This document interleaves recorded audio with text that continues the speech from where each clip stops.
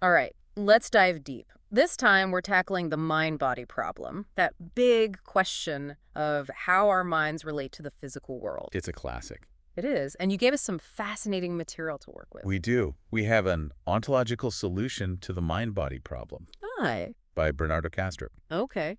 And he's an independent scholar, by the way. So not tied to any particular institution or school of thought? Right, which I think gives him a lot of freedom to explore these big ideas. And he really goes for it in this paper. I mean, we're used to hearing about physicalism. Yeah, it's all just matter. Right. Or maybe panpsychism, where even tiny particles have a little bit of consciousness. Yeah. But Kastrup is saying, nope, the world is in consciousness. Like, consciousness is the fundamental thing. That's idealism, baby. Idealism. Okay, so how does he even begin to explain that? Well, he argues for this one fundamental reality, which he calls that which experiences, or TWE for short. TWE. Yeah, you could think of it like universal consciousness. Okay, universal consciousness. Got it. And here's where it gets really wild. Mm. He's saying that you, me, everyone listening, we're all like alters of this TWE. Alters, like, wait, are we talking multiple personalities in one giant mind? That's one way to think about it. Like dissociative identity disorder, DD? Yeah, it's the analogy Kastrup actually used in the paper. We're like alters in the sense that we have our own individual experiences and everything, but we're still fundamentally connected to this larger consciousness. Like, imagine like islands in an ocean. Okay, I can picture that. Each island is distinct, right? Right. But they're all still part of that same vast ocean. So we're like islands, and TWE is the whole ocean. Exactly. Yeah. Separate yet connected. Okay, that's a pretty wild way to think about it. But hold on.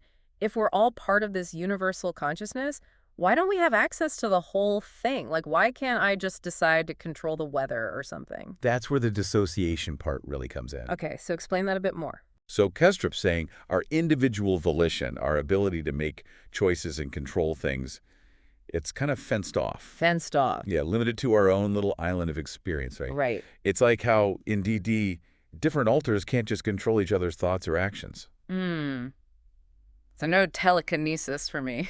Maybe not direct control, but the laws of nature, the way the universe works in this predictable way. Yeah. Kastrup argues those are like the stable archetypes of this universal consciousness. Like, think of the deep currents that shape the ocean, right?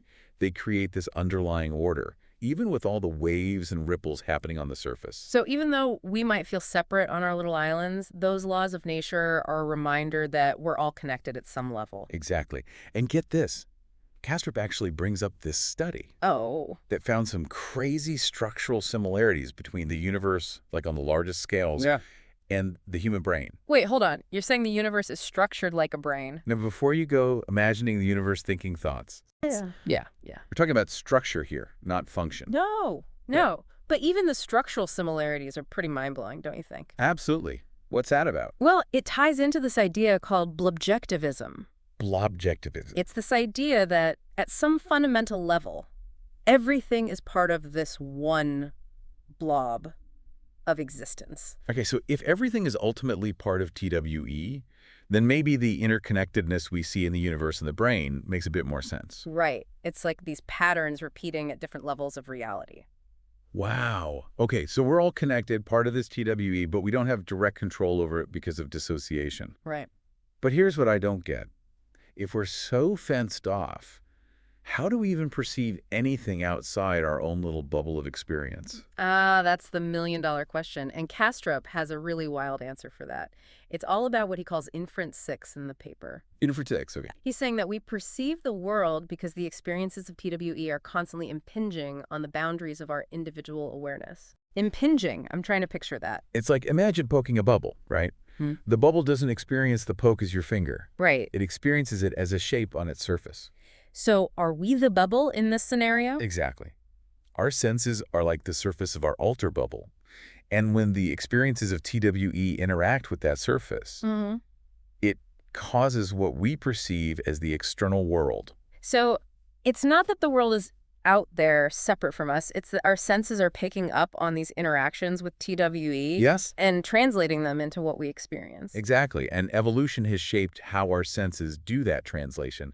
So it's unique to our species. Okay, now that is some seriously mind-bending stuff, but I have to ask, I'm sure there are objections to all of Oh, this. absolutely. Like, this sounds pretty out there compared to the usual explanations of consciousness. It does, and the paper actually addresses several of those objections head on. Good, because I have a few myself. Let's hear 'em. So what about those objections? What are you thinking? Well, this whole idea of consciousness being fundamental, it has some pretty big implications, right? Oh, absolutely. Like, take artificial consciousness, for example. Yeah, that's a hot topic these days. It is. And if Kastrup is right, creating artificial consciousness wouldn't just be about building a really complex computer program. No, it'd be way more radical than that. We'd actually need to create life, right? Not just simulate it. You got it. It all comes back to abiogenesis. Abiogenesis, the origin of life. Right. Remember, for Kastrup, our individual consciousness. That alter of TWE. Exactly. It seems to be linked to living organisms. So mimicking the information patterns of a brain in a computer, that wouldn't be enough. It might not be. Wow, that's a game changer for how we think about AI. It really is. But there's another big implication of idealism we should talk about. What's that? The hard problem of consciousness. Ah, yes, the classic philosophical puzzle. How do you get subjective experience, all those feelings and qualia, from physical stuff? It's a tough one. But here's the thing. From an idealist perspective, there is no hard problem. How so? Because consciousness is the starting point. It's not something that needs to be explained by anything else. It just eyes. Exactly. It's the foundation. So we've been asking the wrong question all along. It's not how does matter create consciousness, Right. but rather how does consciousness create what we perceive as matter? Now you're getting it. Yeah. It's like we've been so focused on analyzing the waves Mm-hmm. that we've completely missed the ocean they're a part of. Okay, that makes sense. But what about the other options? Like, how does idealism stack up against physicalism or panpsychism? Well, Kastrup argues that idealism is actually more parsimonious, Parsimonious meaning... simpler. It requires fewer assumptions. Like, physicalism needs matter and consciousness to explain the world, Yeah, and panpsychism has to deal with countless tiny little minds all trying to work together somehow. right. But idealism, Yeah. just TWE, one fundamental consciousness that explains everything. So it's like Occam's razor in action. The simplest explanation is usually the best. Exactly. And it's not just about simplicity. Idealism also has a lot of explanatory power. In what way? Well, it doesn't run into those hard problems the other views do. It doesn't have to explain how matter gives rise to consciousness, or how all those tiny minds combine into one mind. It just starts with consciousness and goes from there. Yep. Elegant, right? I'm starting to see the appeal, but I'm sure there are still some people out there thinking, this is all a bit too much. Oh, I'm sure there are. It's a big shift in thinking, It is. and it takes time to digest. What would you say to someone who's still on the fence about idealism? I'd say, hey, that's totally understandable. It's a lot to take in. Mm-hmm. But I also encourage them to think about the challenges those other views face, right? Uh-huh. Like, physicalism can't really explain how consciousness arises. And panpsychism struggles to explain how all those little minds create a single unified experience. Exactly. Idealism offers a different way of seeing things. Maybe a way that actually makes more sense when you really think about it. That's what I'm thinking. Okay, so we've talked about how idealism could change how we think about artificial consciousness and the hard problem. Mm-hmm. But there's one thing that keeps popping into my head. What's that? You mentioned that the universe might be structured like a brain. Yeah, pretty wild, right? It is. So if everything is ultimately consciousness, what kind of experience is the universe having? Now, that is a truly mind-blowing question. It is. Kastrup doesn't really address that directly in the paper, No, he doesn't. but it opens up a whole new avenue of exploration, doesn't it? Oh, absolutely. If the universe is experience, what kind of experience is it? And what does that tell us about our place in it? I know, right? We started this deep dive trying to understand how our minds fit into the world, and now we're contemplating the nature of the universe itself as an experience. And that's what's so great about these deep dives. They always take us to unexpected places. They do. But seriously, this idea that the universe might be a conscious experience, it's a lot. It is a lot. Yeah. But if this TWE is the foundation of reality, does that mean it's also, in some sense, aware of itself? So is it aware? Like, is the universe self-aware? That's a question that really pushes the boundaries of our understanding. It does. But think about it. We, as alters of TWE, have consciousness, right? Yeah. We're like localized expressions of that universal consciousness. So Is it so crazy to think that maybe, just maybe, TWE itself might have some kind of awareness, even if it's totally different from ours? It's like that saying, as above, so below. Exactly. If consciousness exists within us, maybe it also exists on this larger universal scale. And that gives us a whole new way of thinking about our place in the cosmos, right? It does. We're not just these tiny specks in some meaningless void. Oh, yeah. We're participants in this vast, interconnected web of experience. And maybe, just maybe, we're contributing to the evolution of that experience itself. Okay, now we're really getting into the deep end here. We are.